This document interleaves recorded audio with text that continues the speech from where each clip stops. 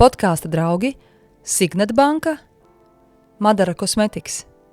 Pēc tās uzvaras fināla, redzot, kad viss krastumačs un viss Dona koncerts bļauj Latvijā, kā jūs teicat, man liekas, tas ir, kāpēc mēs šo visu darījām un nesat tās trīs zvaigznes uz krūtīm.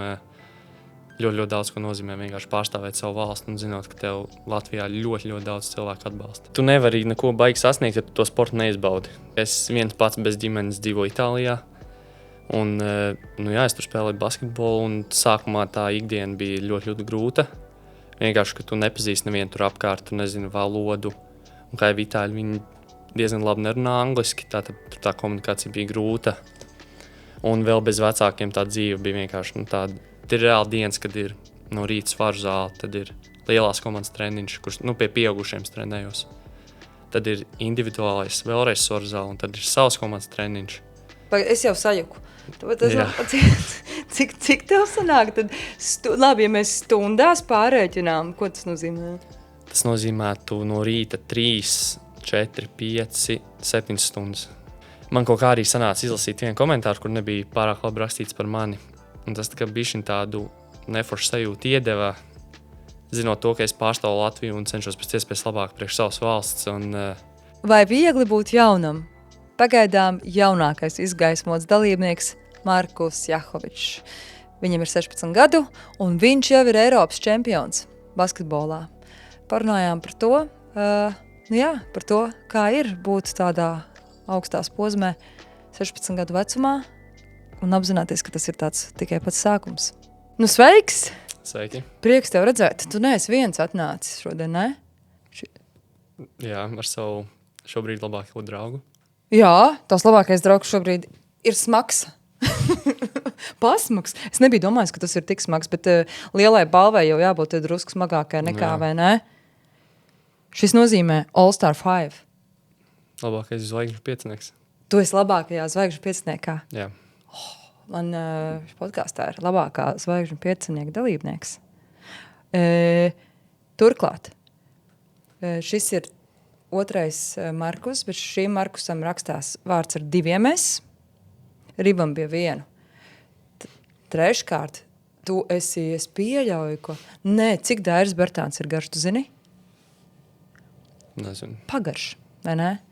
Tev ir pēdējā informācija, kas bija, ka tev ir 1,96 m. Jā. Jā, bet gan jau, ka tu vēl audz, ne? Augu. Nu, jā, tas ir bez kedām, bez čībām. Šitās čības ir kaut kādi 4-5 centimetri. Nu tad tu esi ap 2 metriem. Ap 2, jā. Sanāk, jā. Bet neizskatās, ka tu esi tik garš tā ikdienā, ne? Man, kad es tev blakus eju. Nu, es nezinu. Tagad, kad mēs satikāmies. Un tad, jā, tātad 1,96 m, un kas ir vēl, ka tev ir tagad tieši 16 gadi. Jā. Jā, tu esi arī jaunākais podkāstu dalībnieks, kāds jebkad ir bijis. Man ļoti liels prieks, es ļoti gaidīju šo sarunu, lai parunātos ar tevi, jo, sestdien bija, tagad, sanāk, kad podkāsts jau būs nonācis pie klausītājiem, tad sanāk, ka būs jau pagājusi drusku vairāk kā nedēļa, pirms tu un tavi komandas biedri kļuvuši par Eiropas čempioniem basketbolā.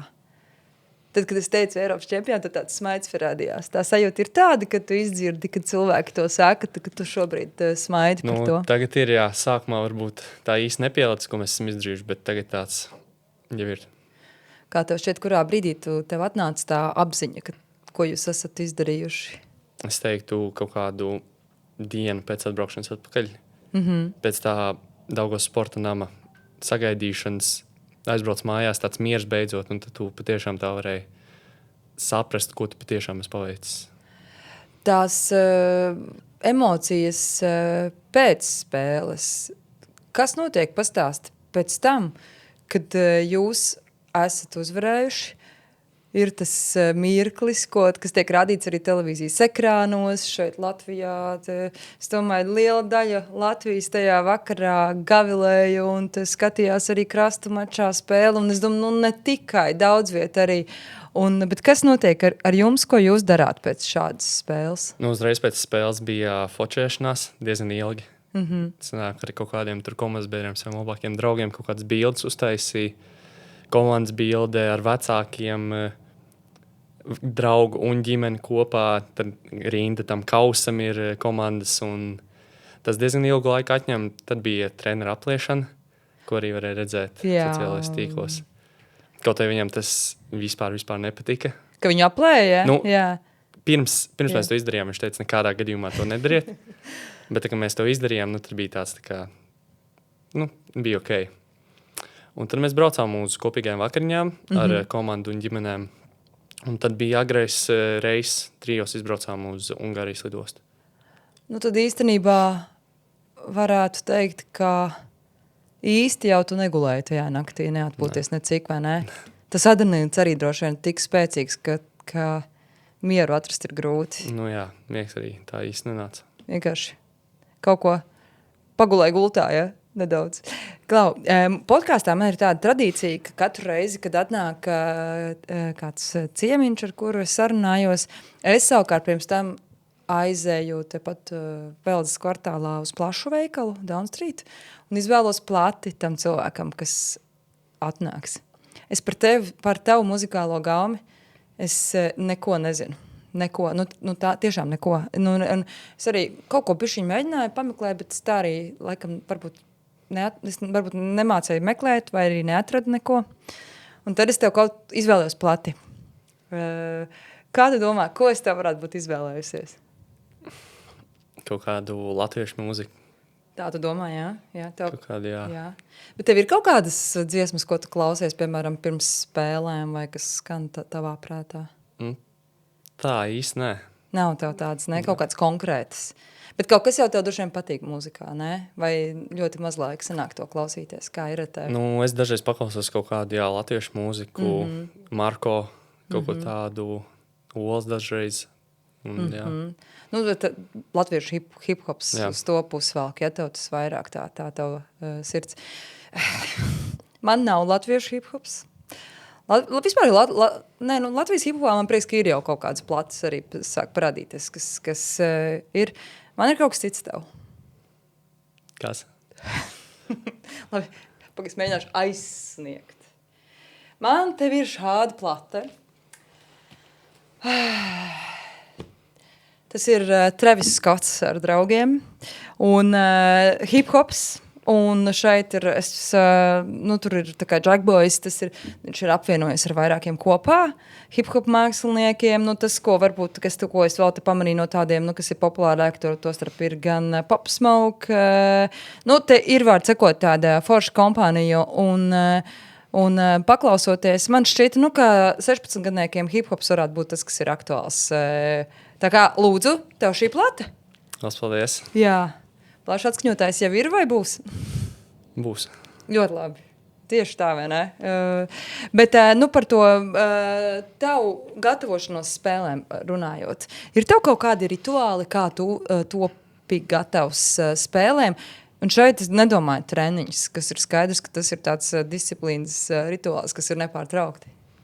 Man bija tāds vairāk noskaņoties spēlē, un kā jau treneris teica, piemēram, uz izslēgšanas spēlēm, pēc grupas spēlēm bija tā, ka nevajag iet ar domu, ka tas ir kaut kas liels, ka tā ir kaut kāda tur izšķirošā spēle, ka mēs varam izkrist, bet iet uz to kā uz parastu spēli.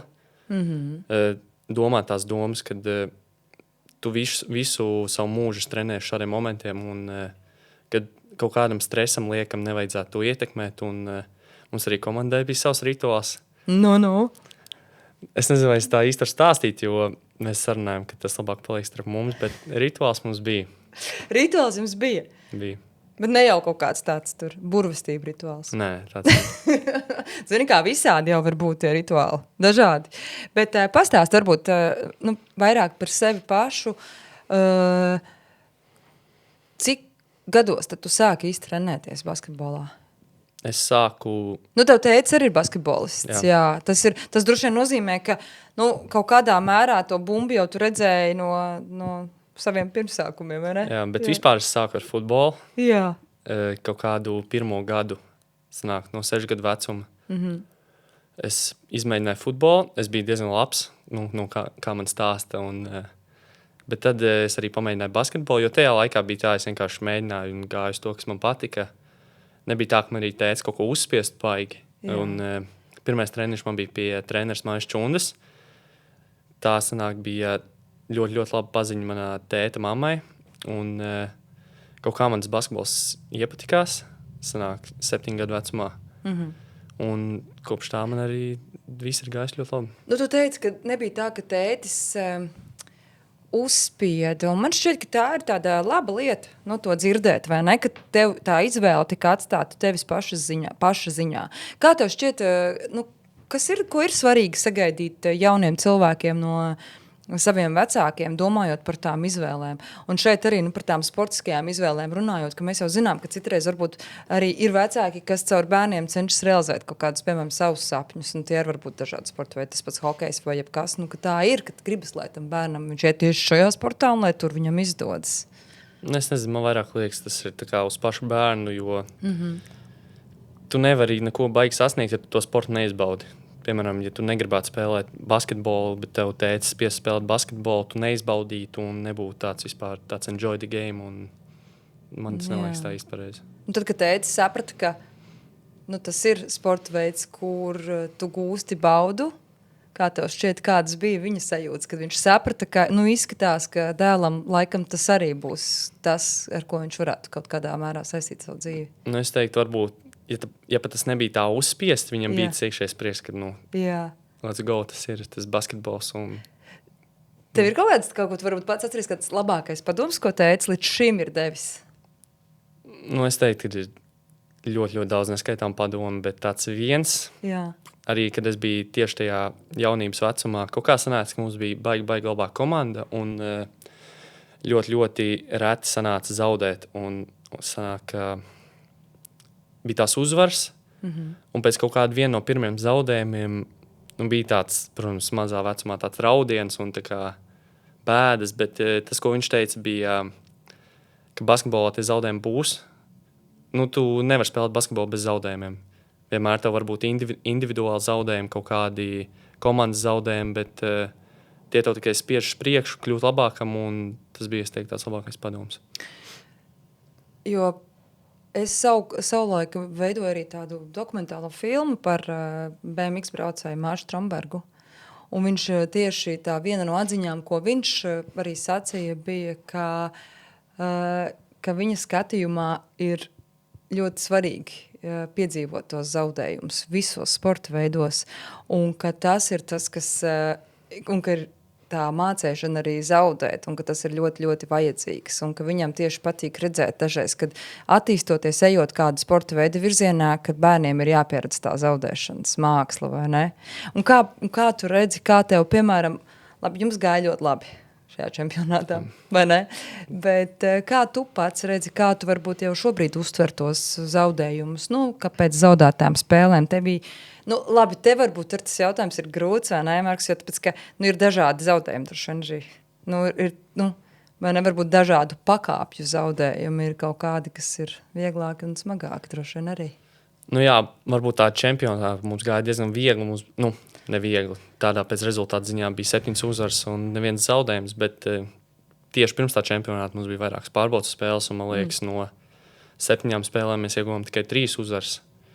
Tātad 3 uzvaras un 4 zaudējumi. Tas nav diezgan labs rādītājs, bet tas bija tāds tā kā wake-up calls, ka mums ir jāsaņemās kā komandai, un ka tas ir Eiropas čempionāts, un ka tur būs vēl smagāk. Un tad pēc Benžamiņa pievienošanās mums arī sāk iet ar vien labāk, un tas rezultāts ir bijis pats labākais tajā čempionātā. Sportā neparedzamas situācijas ir ikdiena. Tās pārvarēt palīdz pieredze un gudri izvēlēts spēles plāns. Ilgtermiņā tā tu nodrošini labākus rezultātus. Signet banka – tavs uzticamais ieguldījumu partneris. Lai nonāktu līdz čempionātam,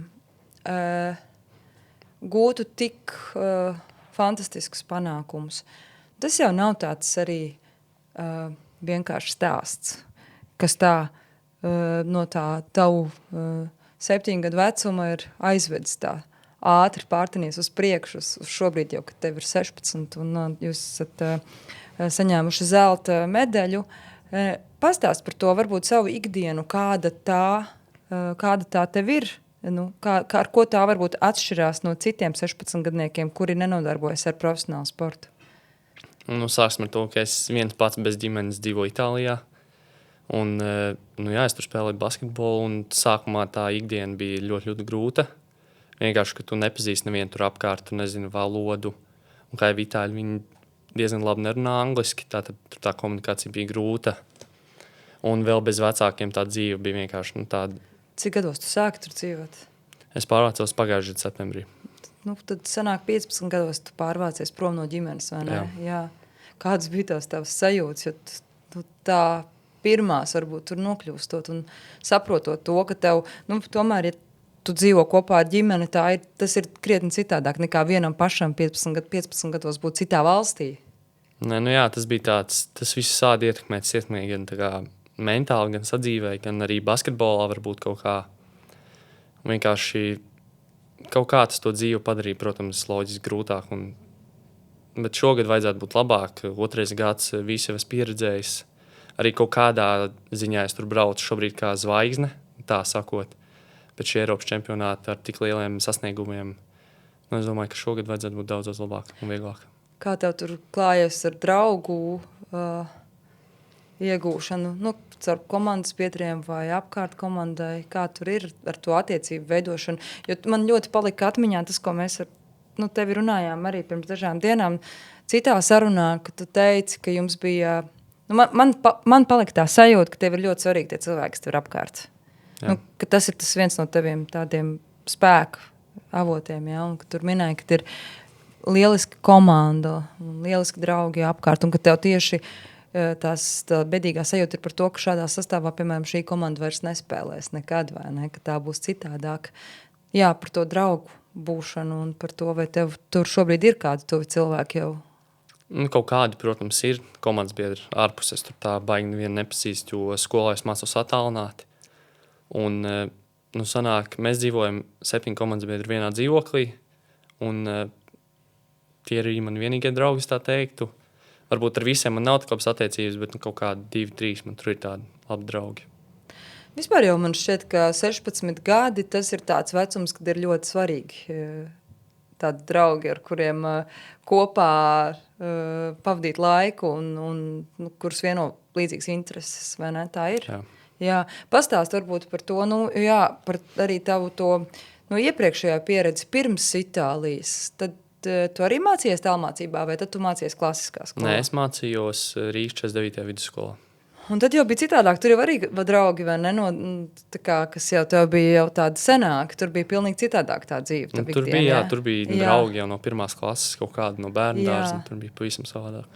Un kā tev bija, piemēram, pamest to draugu, jūsu kaut kādu arī jau tādu attiecību komunu un pārvākties prom un būt, tāda īstenībā, man šķiet, ka sportistam tas nozīmē mazliet atstāt kaut kādu daļu savas dzīves. Tas tā bija, bet tā vairāk parādīja, kur ir tieši tie mani īsti draugi. Jo pēc tā, kad es pārvācos, 70% no viņiem man vairs nekad īsti neuzrakstīja, bet tie 30, kas ir tādi patiešām draugi, man uzjautāja, kā man iet, uzspēlējām kaut kādas video spēles kopā, sazvanījāmies, un man liekas, tas varbūt no vienas puses bija labāk tā pārvākšanās, vairākās ziņās, gan basketbolu, gan arī parādīja, kur ir tie īstie cilvēki. Un to droši vien var ļoti novērtēt, un tas arī 16 gados tā jau ir tāda liela atklāsme, ko citreiz pat vēlāk tikai dzīvē varbūt atklāja, vai ne? Kā tev iet ar mācībām vispār? Es nezinu, vai tev šis jautājums nekaitina, kad tev jautā šādu jautājumu? Nē, man viss kārtībā, eksāmenis labi. Tad 9. klasē tagad? 9. klasi pabeidz, jā. Jā. Tu labi mācies arī skolā, jā, tā kā ikdienā? Jā. Pastāsti par savu treniņu grafiku. Kas ir tavs, labi, es ticu, ka katru dienu jums droši vien kaut kāds varbūt ir citas muskuļu grupas jūs trenējat vai kā. Pastāst vairāk par to, kas ietilpst tajā tavā treniņu ikdienā. Treniņu ikdiena tā katru dienu mainās. Ir dienas, kad vienkārši no kā man pasauc uz lielo komandu trenēties, ir rīti, kad man pasauc. Un pēc tam sako mans komandas treniņš, varbūt kaut kāds individuālais svaru zāle, un tas ir no dienas uz dienu. Bet ir reāli dienas, kad ir no rīta svaru zāle, tad ir lielās komandas treniņš, kurš pie pieaugušiem trenējos. Tad ir individuālais, vēlreiz svaru zāle, un tad ir savs komandas treniņš. Es jau sajuku. Cik tev sanāk? Tad labi, ja mēs stundās pārēķinām, ko tas nozīmē? Tas nozīmē, tu no rīta 3, 4, 5, 7 stundas. Visu laiku fizisks slodze. Jā, Kā tu pēc tam jūties? noguši, protams. Tev nav tā, ka tev sāp kaut kas arī pēc tam muskuļi vai kaut kā, ka jūt, kad ir labi pastrādāts. Nē, nu ar laiku tas jau ir tā kā, tas, ka tāds darbs ir ar laiku. Jā. Tu vienkārši trenējies, lai palikt labāks un, nezinu. Bet tev ir tādas dienas, ka tu, piemēram, negribi iet uz to treniņu? Jā, bieži. Jā? Ļoti bieži, jā. Un ko tu dari tajā brīdī? Kā tu sev motivē tajā mirklī, kad tu negribi iet uz treniņu? Man īsti nav izvēles neiet vai iet. Vienkārši ej. Bet kas ir tas, ko tu sev varbūt prātā saki vai domās, kad tu dodies, lai tu sevi kaut kā, droši vien, kad ir jāprunājās ar sevi tajā mirklī citreiz. Jo vēl jau man šķiet, ka varbūt aizejot uz treniņu, ja ļoti negribās iet, tad tu varbūt arī neesi tik labs, kā tu būtu, tad, ja tu iet uz to treniņu ar prieku. Jā, tas būtu pateicis, tā ir taisnība, un tā kā varbūt vienkārši sev, ko es saku, visbiežāk ir, ja pat tu tik ļoti negribi, tas tev vienkārši padara labāk, un tas ir tāds tā kā process, kur negribēt iet ir pavisam normāli, bet tev sev jāpasaka ir, ka tu no tā paliec labāks, un ar to negribēšanu, ka tu sev pats piespied aiziet, tas tev arī padara mentāli stiprāk. Par to mentālo stiprumu runājot, zini kā, es esmu sarunājoties ar sportistiem, kas daudz ko jau savā dzīvē ir piedzīvojuši. Man dažreiz rodas tāda sajūta, ka viņi pieaug daudz ātrāk nekā citreiz citi vienaudži. Kā tu domā, kā ir ar tevi? Man tā visa pārvākšanās, es teiktu, tas bija tas brīdis, kad es paliku daudz lielāks tā kā prātā. Un sapratu vispār, kas notiek basketbolā, kas notiek ārpus basketbola, un vienkārši sapratu to jēgu no dzīves un basketbola. Kāda ir tā jēga no dzīves un basketbola? Kāds ir tavs pārdoms? Es nezinu, kā to īsti pateikt. Es vienkārši... Saki, kā tu domā? Kāda ir tā tava sajūta par to? Kā tu šobrīd jūties? Jo, zini, kā dzīvē tās domas mēs varam mainīt daudzkārt un atkal kaut ko jaunu pielikt un visam klāta, bet šobrīd kā tu to redzi? Tā viena no lielajām jēgām bija tie patiešām īstie cilvēki, ko paturēt apkārt, un ģimene, kas katru dienu tev raksta, zvana mamma, tēti, soma, opīts, krustmāte, brālēns, brālis. Tas patiešām parāda, ka tur ir cilvēki, kas tev mīl un atbalsta, un tie paši draugi, kas patiešām un cerams būs tev draugu uz dzīvi. Es teiktu, ka tie ir cilvēki, kas jāpatur vienkārši savu apkārt un padara tavu dzīvi daudz foršāku un labāku. Un kas ir tas, ko tu jūti sevī, tas maģiskais tieši par šo basketbolu spēli? Jo iespējams katram tajā ir kaut kas cits, ko saredz kā to, kas visvairāk varbūt ir tas, kas aizrauj šajā. Es teiktu, ka tā komandas spēle un ķīmija ir visvairāk tāds, varbūt pirms tās pārvākšanās, tas basketbols bija tāds vairāk individuāls un netik liels komandas sporta veids, kā pēc pārvākšanās manis es to sapratu. Un tas vienkārši parādīja, ka tā ir komandas spēle, un arī tagad tas Eiropas čempionāts. Varbūt komandā bija tādi izteikti līderi, bet tad, kad viņiem tā spēle negāja, tev bija cilvēki, kas tā kā izdara to savu darbu un varbūt nedaudz no tava darba arī kaut ko paveic, un tā komandas spēle bija tāds tā kā key points visam basketbolam. Kā tev šķiet, kam noteikti nav vietas komandas spēlē? Ko tu varbūt esi jau citreiz arī sajūtis, kas var būt arī citās komandās, kā daļa no komandas, nezinu, noskaņojuma, vai kā lai to nosaka, vibe tāda? Jā, es teiktu tāds tā kā negatīvisms, kaut kāda individuālā spēle vai kaut kas tāds, piemēram, komanda uzvar, tev ir varbūt netik rezultatīva spēle, un tu nevis priecājies par uzvaru, bet tu pārdzīvo. Par savu nerezultātu. Par savu nerezultātu, un tas noved, man liekas, to komandas tādu vibe daudz uz leju. Kā tu skaties uz tādu konkurences stāstu?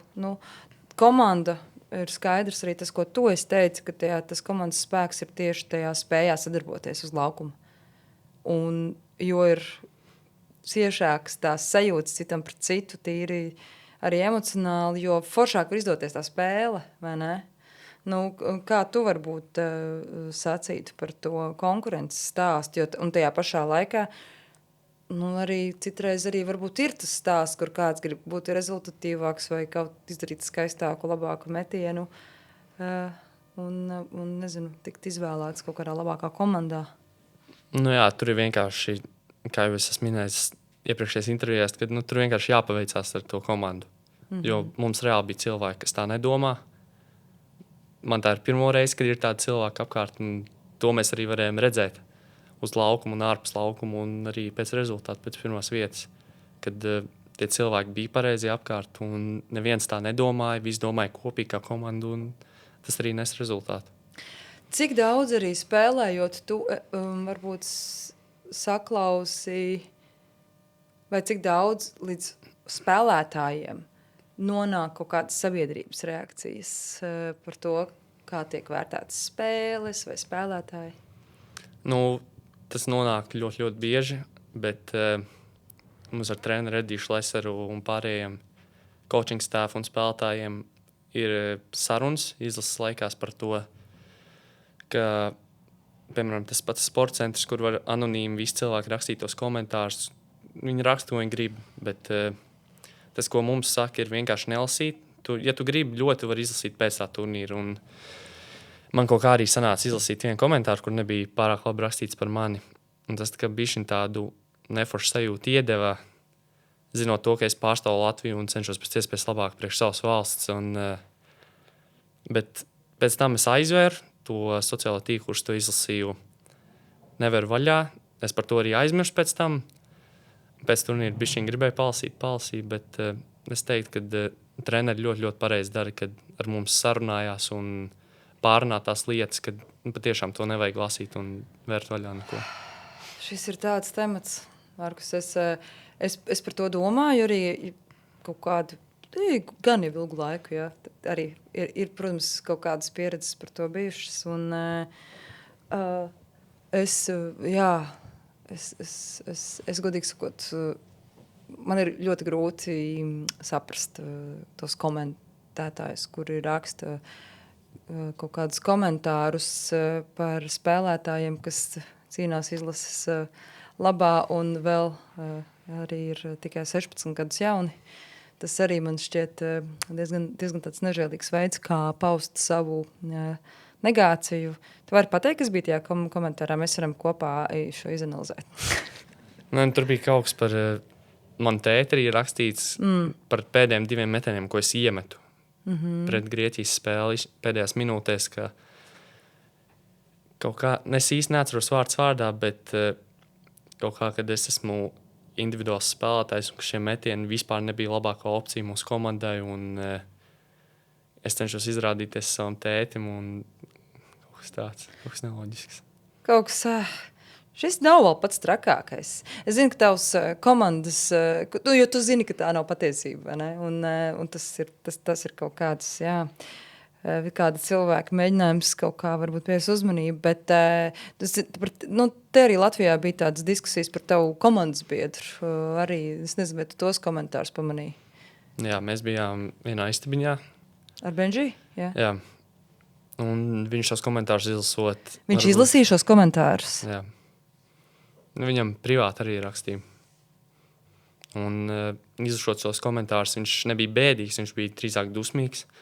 Bet es viņu tā centos mierināt, teicu, lai viņš neatbild, nelasa vairāk. Un, protams, grūti bija vairs nelasīt un varbūt neatbildēt, bet es viņu centos mierināt pēc iespējas vairāk.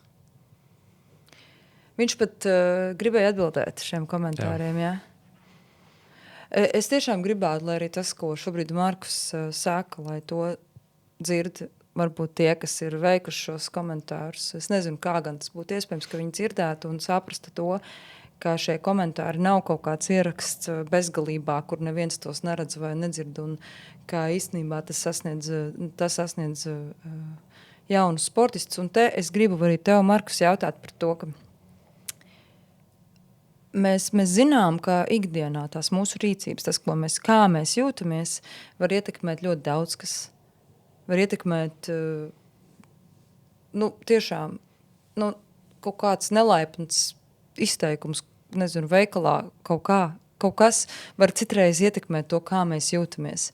Kā varbūt tu sacīji, cik tu pats jūti, kā tu un, teiksim, arī tas Benžijs, vai cik jūs esat gatavi vispār šobrīd turēt šo slogu, kas var nākt paralēli tām fantastiskiem komentāriem, kas ir, vai ne? Mēs tieši satikāmies tev, tu teici, tik daudz cilvēku nāk pretī un smaida, kas ir kolosāli. Paldies par to, tiešām, par tām labajām emocijām. Bet reizē ir arī tā otra puse, protams, un vēl jau vairāk viņa bieži vien aktualizēs pēc arī kādām zaudētām spēlēm. Mēs nevaram vienmēr dzīvē vinēt, vai ne? Bet kā tu teici, cik jūs esat gatavi turēt tādu? Nu, man tas bija vairāk tāda pirmā pieredze, un kā jau es teicu, es arī pēc tam aizmirsu uzreiz to komentāru, un varbūt tāpēc jau mēs bijām tik tuvu tam zeltam, kad es vispār negribēju nekādīgi, lai ietekmē manu kaut kā komandas sniegumu. Es teiktu, ka es šādiem komentāriem, protams, es viņus negaidu, bet tā kā es esmu tādiem gatavs, un es esmu gatavs viņus arī nelasīt, un pēc iespējas vairāk viņus neņemt vērā. Un kā, labi, tu protams, nevari runāt Benžī vietā, jo viņš ir tavs draugs, bet tajā pašā laikā tu jau kā draugs arī pārdzīvoja par to, kas viņam bija jāpārdzīvo tajā brīdī, lasot šos komentārus. Laikam pēc tā rezultāta mēs varam secināt, ka jūs jau savos 16 esat pietiekami stipri, lai to visu kaut kā noliktu malā uz spēles laiku, bet droši vien, ka tomēr tas tādu sāpīgu pieredzi tomēr atstāja. Nē, jā, ņemot vērā to, ka viņš ir reāli sakot labākais spēlētājs Eiropā, un viņš pārstāv Latviju ar izvēli, un viņš arī to rezultātu dod. Viņš raksta vēsturī kopā ar Latviju, kopā ar savu komandu par labu Latvijai, un saņem kaut ko šādu, man liekas. Vispār tas nav normāli. Jā. Un tas ir arī par tādu, man liekas, kultūras par to. Īstenībā, kad es sāku strādāt pie šī podkāsta, viena no manām tām domām, kāpēc šo radīt un stāstīt, arī bija par to, ka saprast, ka aiz katra cilvēka ir tiešām ir emocijas un ir īsts cilvēks, kurš pārdzīvo to, ka mēs visi esam ļoti līdzīgi. Ka mums visiem sāp kaut kādas lietas, un lai sasniegtu tos mērķus, ka dažreiz ir jāiet arī grūts ceļš, bet tā viena no tām domām bija arī runāt par to, cik ļoti liela būtiska nozīme ir tam, kā mēs attiecamies pret cilvēkiem mums apkārt, vai ne? Inovācija no Madara. 3 alternatīvu serumi, spēcīgs augu izcelsmes sastāvs, pigmentācijai, krunciņām un izsitumiem, dermatoloģiski pārbaudīta efektivitāte. Meklē Madara veikalos un Madara Cosmetics LV. Par tām pozitīvajām lietām runājot. Otra lieta ir tas, ka tagad tu esi populārs. Kā tu par to jūties? Es neteiktu, ka es varbūt esmu tik populārs, bet, protams, tā sajūta forša. Jā. Jo tā man ir kaut kāda vispār tāda pirmā pieredze, un tas pats arī pie tā Daugavas sportnam, kad es pēc tam tur paliku stundu ilgāk kopā ar Benžiju, un mums tur nāk prasīt bildes, autografs un intervijas. Varbūt es biju nogurs fiziski, bet es pie sevis domāju, kad vēl šī tāda iespēja būs. Jā. Un tā sajūta bija vienkārši reāli forša, kaut vai visi tur varbūt teiktu, slavenības, kuriem tas notiek katru dienu, varbūt tas izbesīja, bet man tā kā pirmo reizi, kad tā bija, man bija ļoti, ļoti forša sajūta. Tā būs tā sajūta, ko tu varētu paņemt sev līdzi uz tālāko. Mēs ar tevi runājām arī par tiem treniņiem un par to, ka, lai sasniegtu arī šo rezultātu, ka tur gan liels darbs, protams, ir jāiegūt. Un viss jau turpinās, vai ne? Tev tagad ir neliela pauze, bet drīz jau atkal tev atsāksies visi treniņi, ne? Jā. Jā, ka tas prasa ļoti lielu darbu. Bet kā tu jūties kā 16 gadnieks, kurš kaut kādā mērā ir arī ierobežots varbūt tādos tradicionālos 16 gadnieku izklaides jautājumos? Tu nevari, piemēram, es nezinu, kas ir aktuāls daudziem 16 gadniekiem, droši vien iet vakaros ar draugiem, kaut ko tur staigāt, pēc tam uz kaut kādiem koncertiem iet, tur ballītes jau, tāds izmetos tīnēdžers vēl. Jā. Tu esi tīnēdžers? Tu sev redzi kā tīnēdžers šobrīd? Ja godīgi, īsti nē. Jā? Tu jau esi pār tam tīnēdžers? Jā. Es nekad neesmu gājis uz tādiem koncertiem vai uz tādām ballītēm, jo, īpaši šobrīd, man liekas, es vēl mazāk uz tādām lietām var iet. Nezinu, kaut ko tur nepareizi varbūt izdarīt kaut kādos tur koncertos vai kaut ko tādu, un uzreiz tas mans vārds kaut kur izietu ārā, es teiktu, tas nebūtu tas pats labākais, ko es šobrīd varētu darīt. Tu domā arī jau par tādu savu reputācijas jautājumiem. Nu, droši vien ir arī sportistiem jau arī, tas ir tas stāsts par to, ka tā personība ir ļoti cieši saistīta ar to, ar sportiskajiem panākumiem mūsdienās, vai ne? Tad, vai tu vari pats teikt, ka, labi, tas ir viens jautājums, ko tu saki, ka tu nemaz negribi, bet vai tu arī nemaz negribētu iet uz tām balītēm? Vai kā tev ir? Lielākā daļa no maniem draugiem iet, bet varbūt dažreiz ir tā sajūta, ka gribās aiziet, bet es vienkārši zinu, ka es to labāk darītu, kad es pieaudzis un kad varbūt negribu neko piesaukt, bet kad tā nauda ir un ka tas sports ir izdevies un tu patiešām es visu paveicis savā dzīvē, tu esi nonācis tajā profesionālā līmenī un tad tu patiešām vari iet un izbaudīt dzīvi. Cik daudz tu sapņo par tiem saviem dzīves sapņiem? Piemēram, vai ir kāds basketbolists, ar kur tu gribētu spēlēt vienā laukumā? Es iespējams nezināšu, kurš tas ir, ja tu nosauks viņu vārdu. Bet gan jau kāds noteikti zinās no tiem, kas klausās. Man jau godīgi tāds īsti nav. Tev nav tādu ideālu basketbolistu? Man vienkārši galvenais ir spēlēt profesionāli, jo visu savu bērnību veltīt tam un beigās to nesasniegt būtu tā diezgan bēdīgi. Bet tavi tie mērķi, ko tu esi izvirzījis, vai tu par tiem baidies runāt? Piemēram, kur tu gribētu būt pēc gadiem 10, tad, kad tev būs 26? Nē, nebaidos. Kādi ir tavi mērķi? Kā jau es teicu, spēlēt profesionāli. To vēl es nezinu, kur Eiropā iespējams. NBA varbūt kaut kur citur, nezinu, Austrālija, Ķīna, kas šobrīd diezgan aktīvi spēlēt basketbolu profesionāli. Apkārt cerams ģimene, pareizie cilvēks ir man ļoti svarīgi. Jā. Vai tev ir kaut kas tevi baida sportā? Profesionālā? Es teiktu, varbūt kaut kādas traumas. Tas būtu tāds vienīgais. Jo citreiz mēdz sacīt, ka tā sporta karjera var būt tik spilgta un kad bieži vien viņa ātri arī tā kā beidzās. Tā kā salīdzinoši jauniem cilvēkiem jau ir bieži vien jau viņi kļūst par treneriem vai virzās kaut kur citur. Tev nav nekas tāds, kas tevi, piemēram, biedē šādā ziņā? Nē, īsti nav. Tās patika ir daudz lielāka par to, ko tu gribi darīt. Jā. Pastāst, varbūt, kas ir tas, ko tu vēl savā ikdienā dari vēl bez basketbola? Tev ir vispār kaut kas, kam tev vēl atliek laika? Itālija ikdienā īsti nē.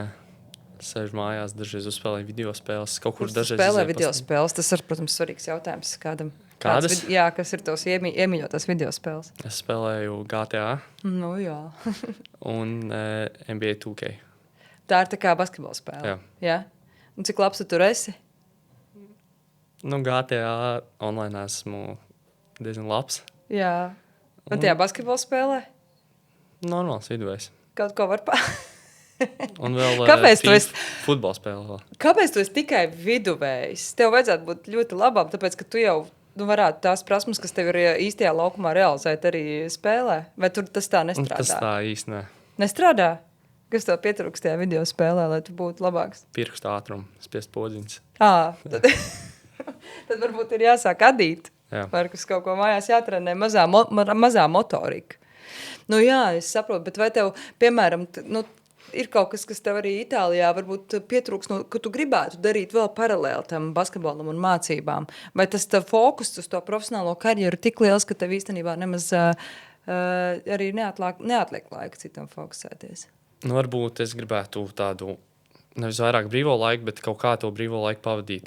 Nezinu, kaut kur iziet ārā ar draugiem. Man īsti tur draugi nav, kā es saku, 2-3 draugi.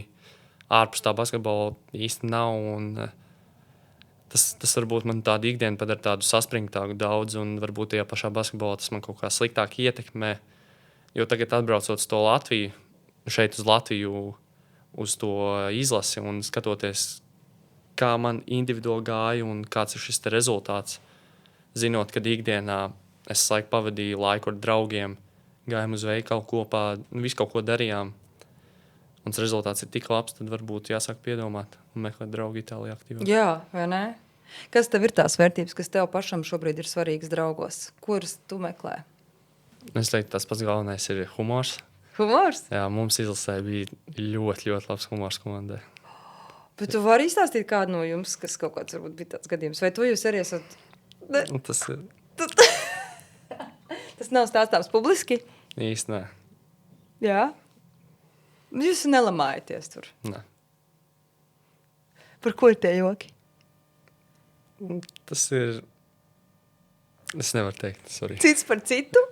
Apmēram. Jā. Nu, tie ir tādi vairāk iekšējie. Iekšējie joki, jā. Bet tomēr tie smiekli un smaids un humors tev ir svarīgs, jā? Jā. Jā. Nu jā, bet domājot, piemēram, arī par to, kā tu... man liekas, ka, tāds īpašs stāsts arī ir par to, ka par Latvijas izlasi pārstāvēt Latviju tādā starptautiskās sacensībās. Ko tev nozīmē pārstāvēt Latviju? Nu, pēc tās uzvaras fināla redzot, kad viss krastu mačs un viss Dona koncerts bļauj Latvijā, kā jūs teicu, man liekas, tas ir, kāpēc mēs šo visu darījām un nesat tās trīs zvaigznes uz krūtīm, ļoti, ļoti daudz, ko nozīmē vienkārši pārstāvēt savu valstu un zinot, ka tev Latvijā ļoti, ļoti daudz cilvēku atbalsta. Kā tu pats jūties? Vai tu jūties tā, ka tev šī valsts, šī zeme ir svarīga? Jo mēs dzīvojam tādā, sarežģītā laikā. Es domāju, tu arī to labi zini, un gan ģeopolitiski, gan visādi citādi. Un citreiz arī ir ļoti jau daudz jaunu cilvēku, kas... vispār jau redz varbūt sevi prom no Latvijas, vai ne? Tā gan emocionāli, gan arī fiziski. Kā tu sevi redz šajā jautājumā? Nē, basketbola ziņā es nezinu, vai es spēlēšu nākotnē Latvijā, bet izlasē noteikti. Bet tā ir profesionāla sportista tāda attīstības daļa, vai ne? Jā. Nē, bet par spēlēšanu izlasē nākotnē Latvijā, es domāju, 100%. Ja, protams, es tikšu.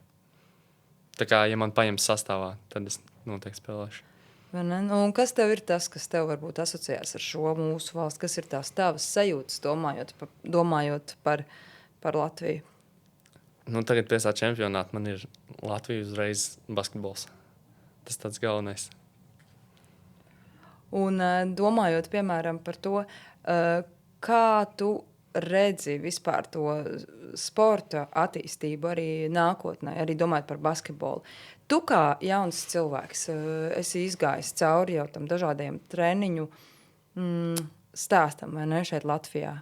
Kā tu teiktu, kas ir tas, kas tev varbūt kā jaunam cilvēkam, kas trenēs basketbolā, pietrūkst šeit, vai ko tu gribētos, ko tu varbūt gribētu redzēt citādāk, vai kam būtu jābūt labāk? Basketbola ziņā es teiktu, tas basketbols ļoti, ļoti atšķiras jaunas basketbols starp, piemēram, Itālijas vai Spānijas basketbolu, par ko vienmēr runā, ka tur ir augstākie grandi un tā. Un es teiktu, ka pietrūkst, varbūt pat īsti nekas nepietrūkst, vienkārši tā populācija, salīdzinot, cik Latvijā ir cilvēku un cik Spānijā ir cilvēku, un pēc tam izvēlēties, izlasēt tos spēlētājs vai no 50 miljoniem vai no 100 000. Tur tā atšķirība arī ir, bet es domāju, tā mūsu pirmā vieta tos jaunos tieši ļoti, ļoti pozitīvi ietekmēs, un es domāju, viņi pēc kaut kā tieši tādu pašu gribēs tiekties, un vajadzētu visam būt labi. Bieži vien mēdz teikt, ka iespējams tās mazās tādas nācijas dažreiz ir tik spēcīgas, jo viņām nav tās populācijas, ko tu pieminēji arī tā lielā, ja, ka nav varbūt tās iespējas arī tik liels, un ka tas vēl vairāk pastiprina to iekšējo garu. Kā tu domā, vai tas bija līdzīgi arī jūsu komandai cīnoties Eiropas čempionātā? Es domāju, ka noteikti, jā, vienkārši tā mūsu salidētība bija tas, kāpēc mēs uzvarējām. Katram sportistam, protams, ir ļoti svarīgi, protams, dzīves pieredze, un tā rodas ar laiku, bet kā tu vari sacīt, ja tu domā tagad par savu karjeru līdz šim brīdim, vai tev ir bijis kāds tāds īpaši sāpīgs mirklis vai pārdzīvojums? Es teiktu, tāds baigais īsti nav, jo man vēl viss karjeras priekšā, bet varbūt tā pārvākšanās uz Itāliju, man sanāca pirmo sezonu spēlēt pie gadu vecākiem, kur es teiktu, nospēlēju ļoti, ļoti maz. Un tas bija tāds, manuprāt, man tas likās zemākais punkts manā karjerā līdz šim. Bet pēc tam atskatoties un redzot, ka es katru dienu smagi trenējos, varbūt tas rezultāts nebija tik labs, bet es teiktu, tas bija tas process līdz manam augstākajam punktam. Tas, ko tu spēlēji ar gadu vecākiem puišiem, ja tad sanāk Tie gadu vecākiem. Gadu vecākiem, tad viņiem 16, 17, ja, tajā 17. Tajā brīdī. Tas emocionāli tev arī bija tā kā grūtāk, vai tev bija emocionāli grūtāk tas, ka tev bija vienkārši maz tās laukuma minūtes? Vienkārši viss kopā, tas bija tā pārvākšanās, tas, ka man nav cilvēku apkārt, un tas, ka vēl lietā, ko man patīk visvairāk darīt, spēlēt basketbolu, kad man vēl tur neiet, un tas bija tāds emocionāli grūti. Vai tev negāja arī tajā laukumā, vai tev tā sajūta bija tāda, ka tu nevari īsti varbūt sevi arī realizēt tajā brīdī? Man bija vairāk tā, ka bija spēles, no spēles uz spēli, kā jau vienmēr, bet vairāk man bija, protams, ka man iet, bet bija spēles, ka man neiet, un tieši tās spēles man varbūt tā, visu to, kas man tur notika, grūtāk padarīja. Pastāsti par tām, kā tu pats izjūti tās grūtības, jo katram tās var būt citādāk, vai tu noslēdzies sevi, un tu pārdomā to, kas ir noticis, vai tev ir tāds vienkārši, es nezinu, slikta tāda pašsajūta, kā tev tas izpaužās? Protams, kaut kāda bēda jau ir, es teiktu, ka es varbūt tā nedaudz noslēdzos sevi, bet vienmēr ir cilvēks, man blakus ir vecāki. Vienmēr uzzvana pēc labas un pēc sliktas spēles uzzvana, pasaka viss kārtībā, turpina. Jā, es tev tieši gribēju jautāt, kas ir tas, jo arī viens no arī šī podkāsta tādiem stāstiem ir par to, kā mēs katrs atrodam izēju tajos grūtajos brīžos. Un tās izējas, protams, arī var mainīties gadiem ejot, ka katram ir kaut kādi citi risinājumi tajā brīdī, kad ir kaut kas smagāks vai grūtāks dzīvē. Tā tava izēja, tu esi sapratis, kas ir tas, kas tevi spēj motivēt, nekreņķēties un atkal tā kā saņemties un doties jau nākamajā dienā, varbūt ar citu noskaņojumu. Tad, kad es biju Itālijā, mans mērķis bija, bet tas vispār, kāpēc es tur biju, bija basketbola pēc, un lai paliktu labāks. Un tas, kas iedeva prieku, bija zinot, ka es braukšu atpakaļ uz Latviju. Tas bija tāds, piemēram, braucot ziemā, decembrī, jaunajā gadā, atpakaļ uz izlasi. Bija nenormāli liels prieks pirms tās izlidošanas. Un es aizlidoju, un tas man bija tāds tā kā refresh. Un tad braucot atpakaļ, atkal bija tāds, tūlīt jau vasara, varēšu braukt atkal, un tas bija tāds. Jā. Cik tev ir svarīgi, ka tev ir tie izvirzītie mērķi tavā dzīvē, jo tas Latvija, laikam, tas ir tāds mērķis, jeb kaut kāds punkts, uz kuru tu skaties un uz priekšu, un tad tas tev palīdz pārvarēt to ceļu līdz tam punktam, ka tu zini, ka tur būs tā Latvija, tā izlases arī. Tas man, piemēram, pagājušajā gadā tas man bija ļoti, ļoti svarīgi. Tas bija, kas man vispār kaut kādu prieku deva, es teiktu tā. Vai, es arī bieži vien šeit runāju ar cilvēkiem par to, ka ļoti daudzi, kas nāk un arī sēž šajā izgaismas dīvainā, mēs runājam par to, ka mums, tiem, kas nav profesionāli sportisti, bieži vien tieši tāds mērens sports, kaut kāda izaicinājuma, vai tā būtu skriešana, kaut kāda krosi vai sporta zāle ar spēku treniņiem, vai smagi pārgājieni, kas tāds, ka tas ir tas, kādā veidā mēs, piemēram, varam savākt savas domas. Es domāju, tie, kas nav tādi sportisti kā tu, kas trenēs 7 stundas dienā, vai tu esi sapratis, vai tu spēji arī caur sportu realizēt to, ka tu vari sakārtot savas domas, piemēram, sporta zālē? Vai tev tas ir kaut kas pilnīgi cits? Man interesē, kas tev tad galvā notiek. Jo es aizēju sporta zāles 100% pēc tam jūtos labāk.